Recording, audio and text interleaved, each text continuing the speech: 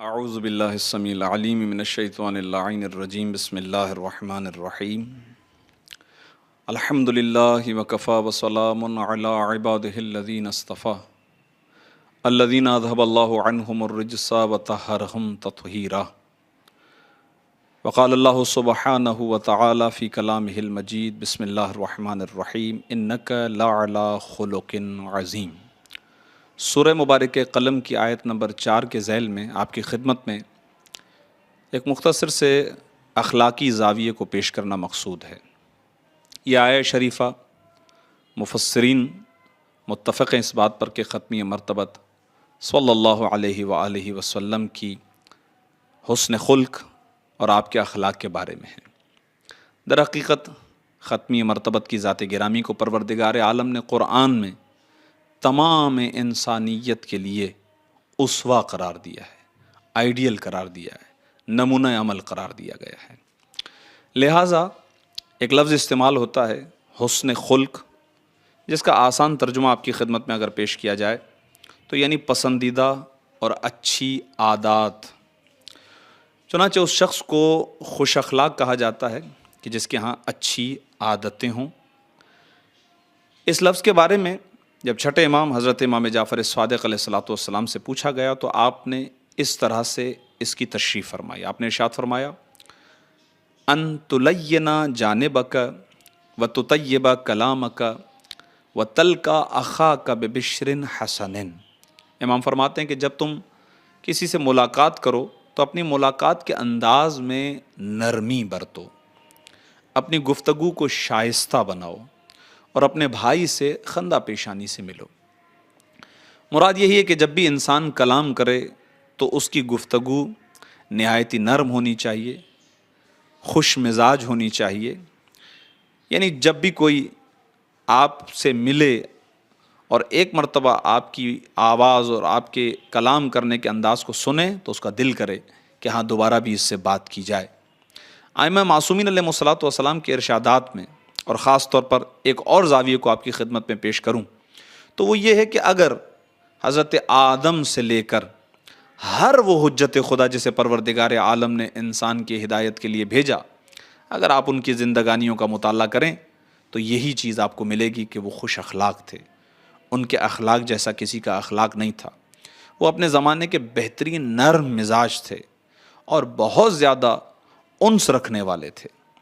لہٰذا ختمی مرتبت میں یہ کمال کی حد تک پہنچا ہوا ہے جس کی گواہی خود پروردگار عالم دے رہا ہے کہ انک لعلی خلق عظیم۔ بلا شبہ بالتحقیق آپ حسن خلق کے کمال پر فائز ہیں۔ لہٰذا ہم کے جو پیرو ختمی مرتبت ہیں، ہم سے بھی تقاضا اسی بات کا قرآن کے ذریعے سے کیا گیا ہے، سیرت ائمہ معصومین اور اوامر ائمہ معصومین علیہ الصلوۃ والسلام کے ذریعے سے اسی بات کا تقاضا ہم سے بھی کیا گیا ہے۔ آپ کی خدمت میں اس سلسلے میں ایک واقعہ فقط اس لیے عرض کیا جا رہا ہے تاکہ اہمیت کا اندازہ ہو کہ 3 ایسے افراد تھے کہ جنہوں نے ختمی مرتبت کے زمانے میں خود رسول اعظم کو قتل کرنے کا منصوبہ بنایا۔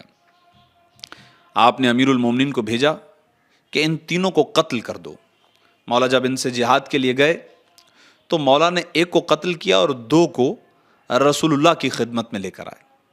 رسول اللہ نے سب سے پہلے نہایت ہی احسن انداز میں انہیں دین کی دعوت دی۔ ان دونوں نے دین اسلام کی دعوت کو قبول نہیں کیا تو رسول اللہ نے کہا کہ اب تمہارا قصور جو ہے اس کی سزا تو یہی ہے کہ تمہیں قتل کیا جائے۔ لہٰذا ختمی مرتبت نے حکم دیا کہ ان دونوں کو قتل کیا جائے۔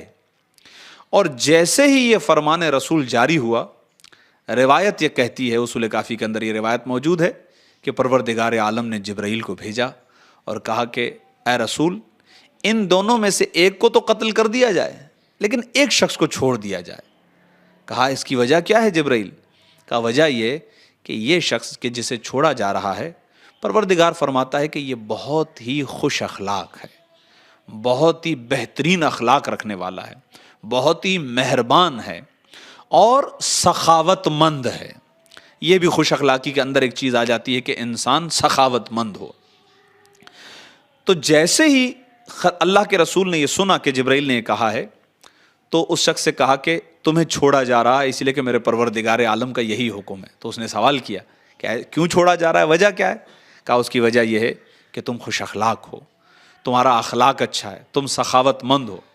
روایت یہ کہتی ہے کہ جیسے اس نے یہ سنا کہ میری ان اچھی خوبیوں کی وجہ سے ختمی مرتبت کا خدا مجھے معاف کر رہا ہے, تو وہ اسی وقت کلمہ پڑھ کے مسلمان ہو جاتا ہے. کتنی تاثیر ہے اس چیز کی. حقیقت میں اسلام یا دین وہ کتابوں میں لکھی ہوئی چیزوں کا نام نہیں ہے, وہ تاثیر کے مرحلے میں وارد ہی اس وقت ہوتی ہیں کہ جب وہ کردار کا حصہ بن کے سامنے آ جائیں. واقعات بہت زیادہ کتابوں کے اندر موجود ہیں, لیکن ائمہ معصومین علیہ الصلوۃ والسلام کے زمانوں میں آپ دیکھیں گے ہر امام کا الگ الگ واقعہ آپ کو ملے گا کہ سخت سے سخت دل رکھنے والا شخص بھی جب اہل بیت سے ملاقات کرتا ہے تو وہ نرم ہو جاتا ہے, وہ پگھل جاتا ہے, اس کا عقیدہ بدل جاتا ہے, اس کا مزاج بدل جاتا ہے. اگر آپ اس کے اندر کوئی کامن وجہ تلاش کرنے کے لیے نکلیں کہ کیا راستہ کہ اتنا سخت شخص بھی پگھل جاتا ہے, تو وجہ ایک ہی چیز آپ کو ملے گی, وہ ہے رویہ محمد و آل محمد, وہ ہے خلق اہل بیت علیہ الصلوۃ والسلام, وہ ہے کردار محمد و آل محمد علیہ الصلوۃ والسلام. لہٰذا واقعات بہت زیادہ مشہور واقعہ, عورت کی مزاج پرسی کے لیے ختمی مرتبت جاتے ہیں, اگرچہ یہ روایات بعض مصادر کے اندر اسے ضعیف قرار دیا ہے, لیکن اخلاقی زاویے سے اس سے استدلال کیا جا سکتا ہے کہ وہ کلمہ پڑھ لیتی ہے. چوتھے امام کی شان میں کوئی گستاخی کرتا ہے, امام اسے ایک جملے سے تبدیل کر دیتے ہیں, اگر یہ برائیاں مجھ میں ہیں تو خدا مجھے معاف کرے, اگر مجھ میں نہیں ہے تو نے مجھ پر تہمت لگائی, خدا تجھے معاف کرے. ساتویں امام کوئی کتنا ہی زیادہ غصہ کرنے والا ہو, کوئی کچھ بھی کہنے والا ہو, امام علیہ الصلوۃ والسلام نہایتی خوش مزاجی کے ساتھ, اخلاق کے ساتھ اسے قبول کرتے اور فوراً اگلا شخص جو ہے وہ پگھل کے رہ جاتا ہے. یہ پیغامات ہمیں اس لیے دیے جا رہے ہیں کیونکہ ہمارے مزاج کے اندر سختی آ جاتی ہے, ہمارے مزاج کے اندر تند پن آ جاتا ہے, ہماری زبان ہمارے قابو میں نہیں رہتی, جبکہ قرآن یہ کہتا ہے, ختمی مرتبت یہ فرماتے ہیں, ائمہ معصومین علیہ الصلوۃ والسلام کے ارشادات ہیں, اور یہی سیرت حجت خدا بھی ہوا کرتی ہے کہ اخلاق بہتر ہونے چاہیے, حسن خلق سے بہتر کوئی چیز نہیں ہے. چھٹے امام فرماتے ہیں وہ چیز کہ جو تم کسی ذریعے سے حاصل نہ کر سکو اسے تم حسن خلق کے ذریعے سے حاصل کر سکتے ہو, کہ اس کے اندر بہت زیادہ طاقت ہے. لہٰذا اخلاق کی وجہ سے انسان کے گناہ جھڑتے ہیں, انسان کے اعمال قبول ہوتے ہیں, اور انسان جتنا زیادہ با اخلاق ہوتا ہے اتنا ہی زیادہ لوگ اس سے محبت کرتے ہیں, اس کے ماننے والے اس سے محبت کرتے ہیں, ائمہ معصومین اس سے محبت کرتے ہیں, فرشتے اس سے محبت کرتے ہیں. لہٰذا قرآن کی تعلیمات پر عمل کرتے ہوئے, ائمہ معصومین علیہ الصلوۃ والسلام کے کلام پر عمل کرتے ہوئے ہمیں چاہیے کہ ہم اپنے مزاج کو نرم بنائیں, اپنی گفتگو کو شائستہ بنائیں, اپنے کردار کو با اخلاق بنائیں, اور حسن خلق جیسی بہترین خوبی کو اپنائیں. ایسے بن جائیں کہ جیسے ائمہ معصومین ہم سے تقاضا کرتے ہیں, اس سے بہتر اور کوئی چیز نہیں ہے.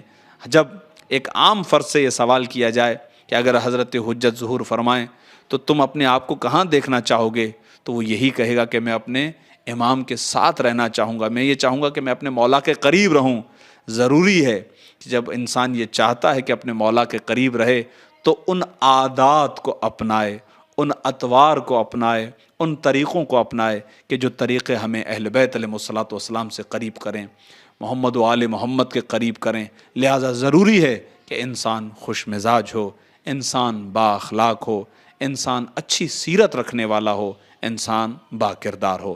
پروردگار ہمیں ان تعلیمات پر عمل کرنے کی توفیق عطا فرماتا رہے, اور خاص طور پر ائمہ معصومین علیہ الصلوۃ والسلام کے قلب کو ہم سے راضی و خوشنود فرمائے. ربنا وتقبل منا انک انت السمیع العلیم. اللہم صل علی محمد و آل محمد وعجل فرجہ.